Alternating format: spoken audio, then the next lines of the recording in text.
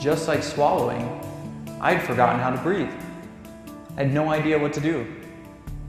And so the way it started was this ventilator that I was on that was pumping 100% oxygen. They would lower it to 90% oxygen, and then 85 and 80% oxygen. And then they wanted to get it to the point to be 21% of what's in the atmosphere to see if my body's able to absorb all that. Well, I was doing pretty good with that, so then it got to a point to where they would turn the ventilator off, which started with just a couple of minutes at a time. And I would actually have to breathe on my own. And eventually a couple minutes turned into 10, 15, an hour, and then eventually I was going 10 hours in a day without having this ventilator going, breathing for me. But that wasn't 10 hours of sitting here like this and breathing like you guys are right now. That was 10 hours of me literally having to think about every single breath, what I need to do to inhale and what I need to do to exhale. Every breath. And when a doctor or nurse or friends or family would come in and they'd ask me a question or tell me something, and I would get distracted by how to breathe, I would start to hyperventilate. I would start to get really nervous. I'd be taking really short breaths, so I wouldn't be getting the proper amount of oxygen.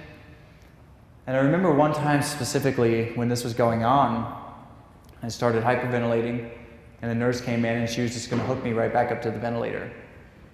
And I had to kind of slap her hands away because I knew this was one of the challenges I had to overcome. I had to figure out how to calm myself down and make sure I'm taking in enough oxygen. And so I'd close my eyes and just try to breathe slow and just focus on what I needed to do in order to make this happen. And it worked. So eventually I was 24 hours without a ventilator, and then days, and then weeks, and before I knew it, the ventilator was gone. They pulled the trach out of my neck, and I had that part of my life back. I was breathing on my own. That was a huge moment. That ventilator was the worst thing I've ever seen in my life. It was the most annoying noise that it would make. I mean, imagine sitting in your bed trying to go to sleep at night, and you got this machine next to you, and it's just